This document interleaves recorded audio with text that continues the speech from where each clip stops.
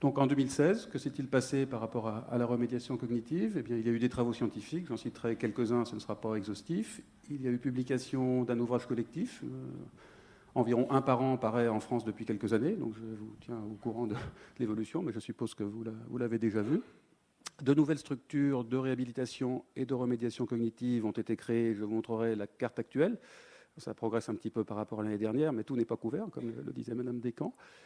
Et puis, je vous expliquerai aussi, pour ceux qui ne le savent pas encore ou ne le connaissent pas, comment une structuration des soins un petit peu plus poussée peut être faite sur un territoire, avec quelques exemples au niveau des régions qui s'impliquent activement là-dedans. Et je vous présenterai brièvement un nouveau DU consacré à la réhabilitation.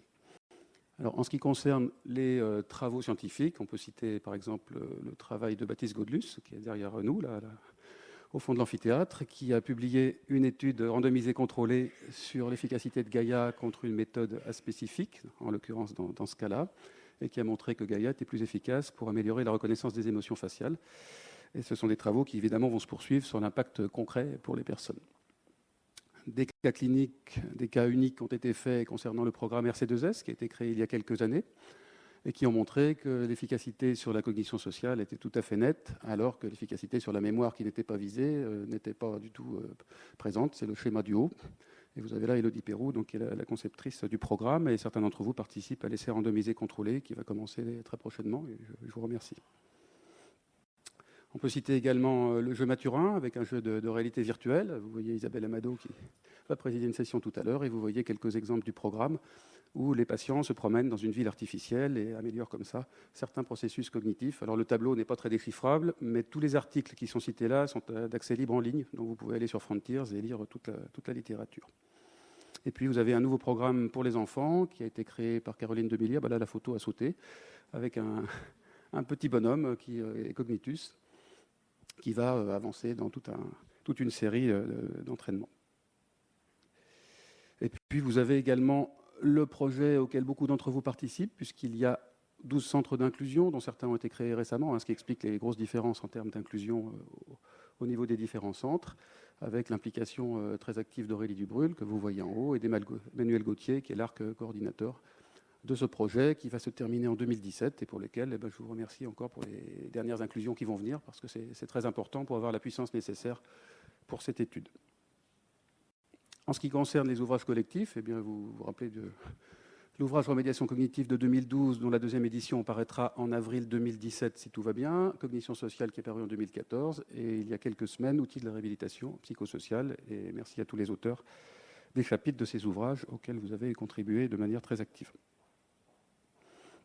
Alors voilà où nous en sommes au niveau de l'offre de soins en France, avec une quarantaine de structures actuellement, qui recouvre tant bien que mal une grande partie du territoire, mais avec de fortes disparités et des endroits non desservis, en particulier dans les zones rurales, mais pas seulement. Donc de nouveaux centres sont répertoriés ou créés chaque année, grâce en particulier aux formations qui sont proposées et au réseau, grâce à votre action d'encadrement des stagiaires qui viennent vous voir, en particulier pour le DU de remédiation cognitive. C'est ça qui permet la création de nouvelles structures, on en reparlera un petit peu après. Et puis vous avez également un niveau de structuration supérieur qui touche pour l'instant 2 régions qui sont en gris, avec une coordination par le centre ressources, qui est la structure marquée en vert, là qu'on aperçoit un petit peu sous le rond à Lyon. Là. Et donc les régions sont Auvergne-Rhône-Alpes et Nouvelle-Aquitaine, avec des travaux en cours également pour Bourgogne-Franche-Comté, pour étendre cette structuration, dont je vais vous donner quelques éléments maintenant. Alors cette structuration, elle repose sur l'existence d'un centre ressources, qui est une structure non soignante, qui apporte un cahier des charges pour l'implantation de la remédiation cognitive, avec une organisation en plusieurs niveaux, dont je vais vous parler très brièvement. Et là, vous reconnaissez Juliette Poiroux, qui est la webmaster documentaliste qui vous a accueilli tout à l'heure, avec une caricature, puisque nous avons eu une activité caricature par un patient rétabli qui a caricaturé tous les professionnels de santé très récemment au centre référent lyonnais. Je trouvais que c'était pas mal. Là, vous avez la plaquette qui est téléchargeable en ligne. Et donc, que fait ce centre ressources ? Il coordonne maintenant les formations et les colloques, et ça a donné une toute autre ampleur à l'organisation par rapport à avant, où c'était simplement du bénévolat dans le cadre de la FRC. Là, le fait de croiser centre ressources à FRC fait qu'il y a des gens qui sont disponibles pour vous, qui vous répondent, et fait que le site web est alimenté vraiment correctement, en sachant que c'est pratiquement un temps plein de webmaster pour coordonner l'ensemble des structures de France. Donc nous allons revoir la répartition des budgets avec la DGS pour que l'aide de la DGS profite directement à l'ensemble des structures françaises, et nous ne financerons plus par contre les missions pour que vous veniez aux réunions du réseau, qui vont continuer, mais évidemment aux frais des établissements impliqués. Ça me semble plus juste, parce qu'il faut que le budget bénéficie à tout le monde, même ceux qui ne peuvent pas venir. Donc le répertoire de l'offre de soins, je crois qu'il est vraiment assez complet, et ça, on va vraiment mettre beaucoup d'attention à ça. Il y a eu une panne du site il n'y a pas longtemps, ça a été réparé dans la soirée. Yannick Morvan a beaucoup aidé, merci d'ailleurs, il est là. Donc on a vraiment à cœur que les choses soient mises au jour chaque semaine et même chaque jour, et que ça fonctionne pour que simplement la population voit quelle est l'offre de soins et puisse aller dans les bons centres. Et c'est vraiment bien plus facile comme ça. Et puis c'est également pour les professionnels qui ne connaissent pas, trouver la structure dans la région la plus proche. Et puis c'est également une cohorte systématique dont je vais dire quelques mots. Alors, cette structuration des soins repose sur un modèle bien précis de construction des centres de réhabilitation, avec des structures de niveau 1, des centres de réhabilitation simples, et puis des structures dites référentes, qui sont sur ce modèle-là.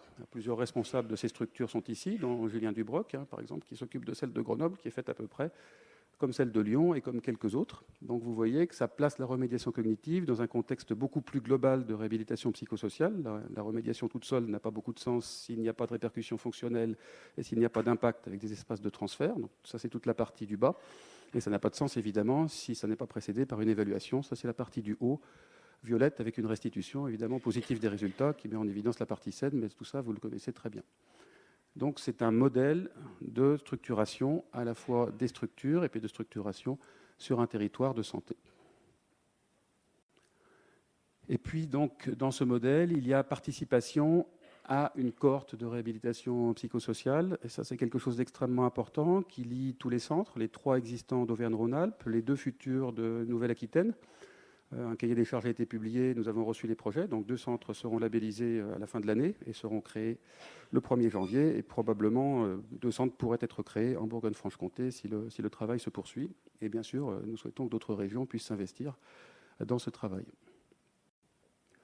Donc la cohorte de réhabilitation, c'est 100% des usagers qui viennent dans les centres.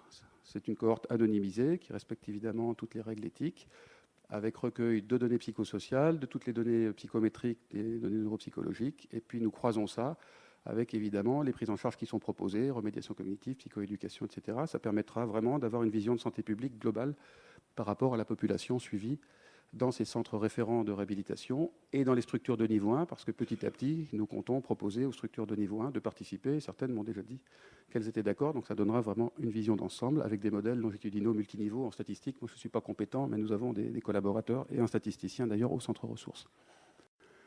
Donc à ce jour, vous voyez, 402 patients ont été saisis par les 3 centres référents d'Auvergne-Rhône-Alpes. Vous avez la proportion ici, vous avez les diagnostics qui sont notés en dessous, c'est surtout spectre de la schizophrénie, mais aussi les troubles neurodéveloppementaux, mais aussi les troubles bipolaires, etc. etc. C'est très vaste puisque nos centres ne sont pas limités à un diagnostic. Et vous voyez qu'il y a un petit problème, et ça peut toucher certains d'entre vous, c'est qu'il faut absolument que vous indiquiez que les patients sont d'accord pour participer à la cohorte, qu'il n'y a pas d'opposition. Et si vous ne cliquez pas sur la case OK, les données ne sont pas exploitées, et là nous perdons la moitié des données, simplement parce que vous n'avez pas mis oui en haut. Donc je le dis simplement pour ceux d'entre vous qui sont là, il faut cliquer sur oui, il faut que le patient soit d'accord évidemment, et une fois qu'il est d'accord, il faut aussi le noter pour que l'ARC et le statisticien puissent extraire les données. Ça, c'est très important pour la suite. Donc vous voyez, 61% des patients avec schizophrénie perçoivent la H, on peut le voir très facilement, 10% sont actifs, contre 20 et 33% pour les autres diagnostics. Et nous pouvons voir également sur une petite analyse statistique de corrélation, enfin plutôt de comparaison, que les personnes qui ont un type de logement autonome ont un meilleur bien-être psychique que les personnes qui n'ont pas de logement autonome. Et puis nous pouvons voir également que celles qui ont un logement autonome sont celles qui travaillent. Là, vous voyez, c'est le tableau du bas. Donc c'est ce type effectivement d'informations descriptives qu'on peut avoir très facilement. Et ensuite, nous croiserons ça avec les soins. Donc en pratique, cela donne actuellement en France 2 niveaux de structuration des soins. Un niveau le plus élémentaire que vous connaissez tous, qui fait la carte de France qu'on a vu tout à l'heure, avec tous les professionnels formés par le DU et le réseau de remédiation cognitive, avec un affichage commun qui est pourtant fourni par effectivement le personnel du centre ressources. Ça, c'est la partie de gauche. Et puis la partie de droite, c'est une structuration plus précise de l'offre de soins sur un territoire, avec l'adéquation entre les besoins de la population et les soins qui sont proposés, des structures qui sont bien plus précise et puis coordonnée de manière globale, et puis la constitution d'une cohorte en commun.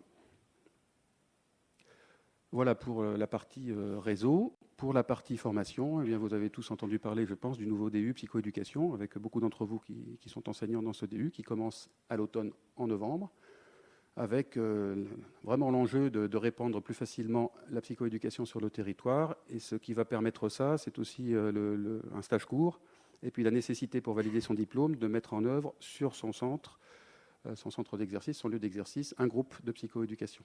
Et là, je remercie tous les enseignants et puis Baptiste Gaudelus qui s'implique énormément pour la coordination de ce diplôme. Et puis le DU de remédiation cognitive qui marche bien sûr très bien, qui est plein chaque année, avec comme difficulté de créer de nouveaux lieux de stage, parce que ce qui bloque, ce sont les lieux de stage. Nous pouvons accueillir 55 à 60 personnes, 60 stagiaires, pas plus, mais si nous créons de nouvelles structures qui accueillent les stagiaires, ça permettra de répandre aussi plus vite ces techniques. Et la promotion vient d'être validée très récemment, la promotion 2015-2016. Le DU a été réformé avec quelque chose qui va permettre à ceux qui le souhaitent de s'inscrire uniquement à la 4e session, pour des gens qui auraient déjà le DU ou qui seraient neuropsychologues, qui auraient déjà une formation poussée, et ce qui permet de se former seulement à certains programmes. Et nous pouvons comme ça ne plus être limités en ce qui concerne le nombre de programmes et augmenter largement l'offre de formation.